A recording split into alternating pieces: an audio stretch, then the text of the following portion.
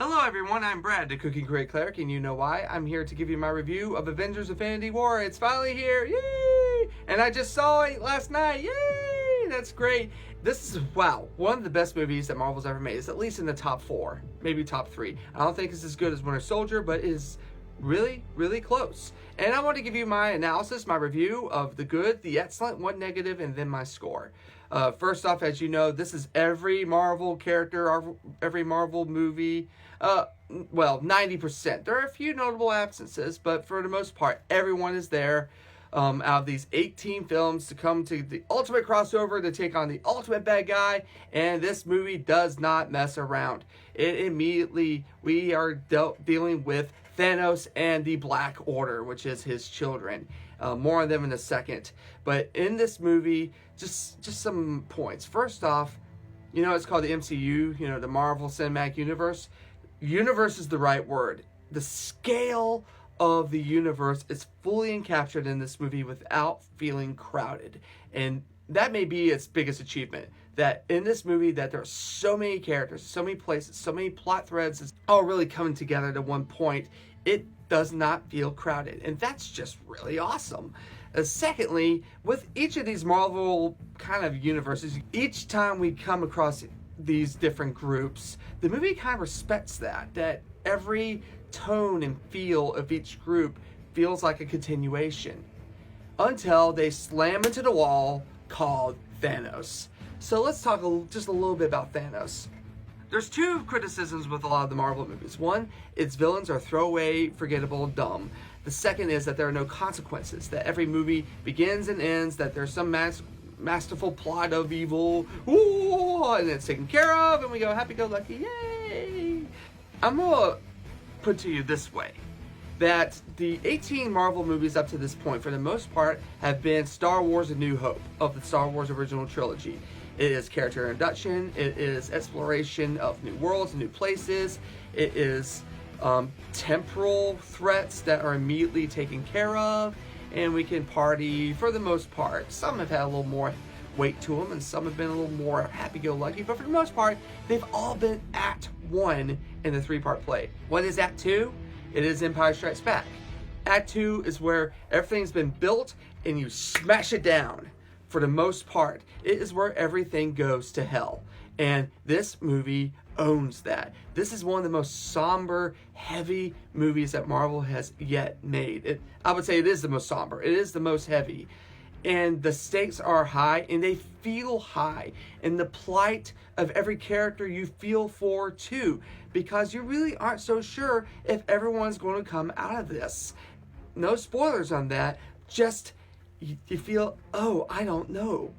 Are they going to make it? Or are they not going to make it? Is so-and-so going to be okay? I'm not so sure. And being drawn into the movie that way is something Marvel really hasn't done for the most part. And this one does that, and it holds on to that tight. And I respect that. And I love this movie for that immensely. So the consequences are there. For the villain, Thanos, there really have only been two good Marvel villains in my opinion. Loki, and we all know why, and Killmonger. You can look at my previous review of why I find Killmonger, even though his plan is stupid, that his convictions are noteworthy. Thanos is too. In the comics, he's just a tad bit goofy that he's in love with death. Here, he is more of a somber, honor-bound, fanatical, mad, self-righteous antagonist. That he really feels that what he's doing is righteous and for the sake of the universe. That what he's about to do, the genocide that he seeks, is for the greater good. And when you get more of his backstory, you get more of his convictions and more of his relationships, especially with his children, especially with Gamora from Guardians of the Galaxy, you can really feel that this is not a throwaway villain, that this is someone that, well, just holds a lot of screen presence and is a true, real threat. Played beautifully by Josh Brolin. You think Andy Serkis is the only one who can do CG. Josh does this, that he feels like a very three-dimensional character, but someone that is not to be trifled with, and someone that you cannot bargain with because he feels so strongly. And that is just marvelous. No pun intended. Thanos is extremely well done. And then for his children, you get a little bit, from the previous movies, Gamora and Nebula are part of that, of his adopted children to carry out his wishes. Well, here are the rest of them, of the Black Order. And their names are not mentioned in the movie, but I'm going to tell you their names now because, the names are just so great. We have Proximia, Midnight, Ebony Maw, Corvus Clave, and Cull Obsidian. Oh, that's just, whoa. And of the four, Corvus Clave is probably the one that you're going to hate the most, because I did. What a scumbag. You're going to enjoy rooting against them. They're not so three-dimensional, but they serve on the behest of their father, and it's just so good. The characters themselves, you're not going to have a whole lot of development because it's been developed. It's just a matter of what are they doing and how are they going to address these problems. And across the board, they are bringing their A game, and they are awesome. I think the two that really I was drawn to the closest, a little bit of Spider-Man, which is surprising. His youth and his optimism and his just perspective, while I found a little grating in Homecoming, is really powerful and cool and sometimes refreshing in this movie too. But Thor, in many ways, steals the show. Thor's journey has the most gravity. It has the most meaning. When he is on screen, I think he is just the protagonist you're rooting for the most.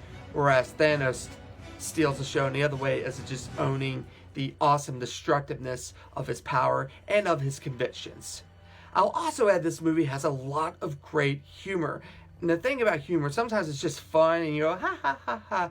And sometimes it is called comic relief. Not that it's goofy to create relief, but it is relieving a little bit of the pressure. This movie does that. Sometimes it's a little hair too goofy, but for the most part, it is relief that we need a little bit of humor because, gosh, this movie is so heavy and the stakes are so high. So the humor is just on point 95% of the time. A couple times, okay, that's a little much, but for the most part, whew, and then you're laughing and you're into it. This is one of the few times in a theater, this is actually the fourth time, that people broke into applause at one point in the movie. I won't say what, you'll find out for yourself if your theater's into it as much as mine was.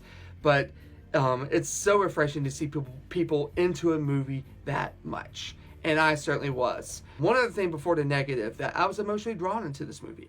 Marvel, emotion? Really? Yes.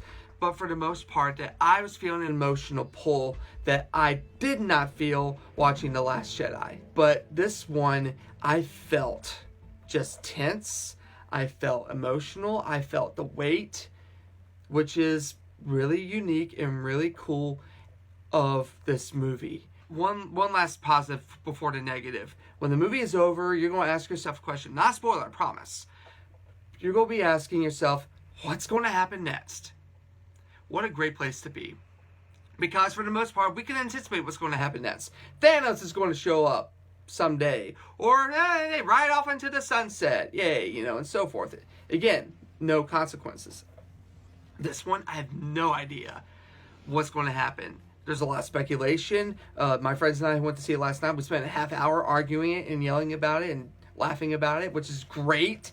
But this movie is going to, it's going to leave a lot of people hanging. And I respect a movie that is gutsy enough to live with a cliffhanger and trust that its audience is going to be along for the ride. And after 10 years and 18 movies and making overall good and sometimes excellent movies, this audience trusts where this one is going, and I love that. The negative, it's called, though, the stupid stick. Here, I'll find one. I found a stupid stick. Doing, doing, doing, doing. What do you mean? It's when a character has a moment of stupidity that is almost out of left field, but it's to serve the plot at the expense of the character's brain. my phrase is for when that happens, they've been hit with the stupid stick. Doing, doing, doing. Well, this movie, a character gets hit with the stupid stick. Doing, doing, doing. And you go see it coming a mile away, and it happens. And it's so frustrating because it is a plot device we've seen before and we're seeing again. And it's just not handled well. I mean, it's handled as well as can be for such a familiar and lazy plot point. But using a stupid stick, doing, doing, doing, lowers the grade, at least by 1 point. So that's annoying. Live with it, but there it is. Now to my grade. Is it a perfect movie? No, it's not 10. Avengers Infinity War easily earns a 9 out of 10. If it wasn't for the stupid stick, it would have a perfect 10. Even with slightly over-the-top humor at times, slightly, but really with a movie this weighty, it's kind of necessary at times. So that's okay. But this is a fantastic movie. Please stay away from the spoilers and watch it and love it for what it is. One other just thing, is there a post-credits scene? The answer is yes, but it's at the very, very, very end of the credits. You're not going to have one in the middle. That's not really a spoiler. Just live with it. There's like usually one in the middle and then one at the very end. It's only at the very end. Is it worth your time? Yes, so much as that you probably won't get it and you'll Google what did that mean, and then you'll find out and you'll know where we're going next, and that's okay. So there it is. May the force be with you. God bless. Go see it. And if you want to comment here, be respectful of spoilers. Try not to do it in the comment section. But if you do, we'll just put spoilers on it, and that'll be okay. God bless. Thank you so much for watching.